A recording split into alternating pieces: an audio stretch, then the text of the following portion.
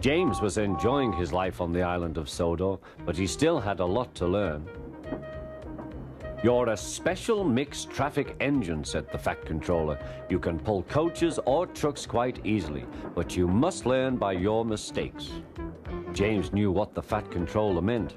He could well remember that dreadful accident on his first day. "Be careful with the coaches, James," said Edward. "They don't like being bumped." Everyone came to admire James. "I'm a really splendid engine," he thought, and suddenly let off steam. A shower of water fell on the Fat Controller's nice new top hat. Just then the guard blew his whistle, and James thought they had better go. Go on," he puffed to Edward. Don't push," replied Edward. The coaches were grumbling too. Don't go so fast, don't go so fast." But James didn't listen.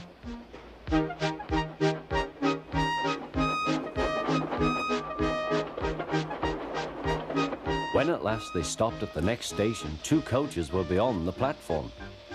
They had to go back to let the passengers out. But no one seemed to know about the Fat Controller's top hat, though James felt happier. Presently they came to the station where Thomas was waiting with his 2 coaches. "Hello, James," said Thomas. "Feeling better?" "That's right." "Oh, that's my guard's whistle. I must go. I don't know what the Fat Controller would do without me to run this branch line," and he puffed off importantly.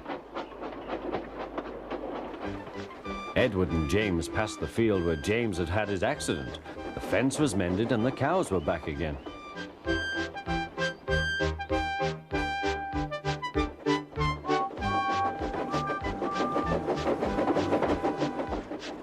They ended their journey and rested before setting off for home. James was still wondering what the Fat Controller would have to say about his top hat.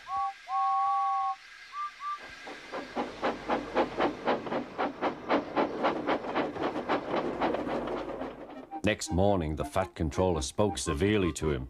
"If you can't behave, I shall take away your red coat and have you painted blue." James didn't like that at all.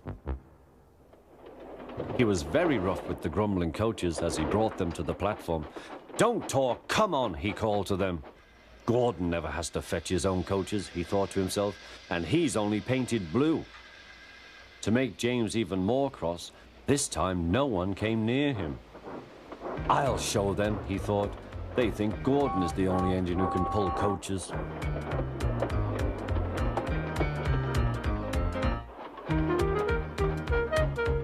"Hurry, hurry, hurry," puffed James. "You're going too fast, you're going too fast," replied the coaches. James laughed and tried to go faster, but the coaches wouldn't let him. "We're going to stop," they said. "We're going to stop."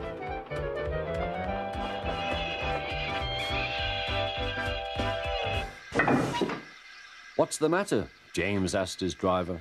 "The brakes are hard on. Leak in the pipe, most likely. You've banged the coaches enough to make a leak in anything." "How shall we mend it?" said the guard. "We'll do it with newspaper and a leather bootlace," replied the driver. "Well, where is the bootlace coming from?" asked the guard. "Ask the passengers," said the driver. "You have a leather bootlace there, I see, sir," said the guard to a smartly dressed man. "Please give it to me." "I won't," said the man. "Then," said the guard, "I'm afraid the train will just stop where it is." The passengers all said what a bad railway it was. Then they told the man how bad he was instead. Everyone was very cross. At last he handed his laces over. The driver tied a pad of newspaper tightly round the hole in the brake pipe, and James was able to pull the train.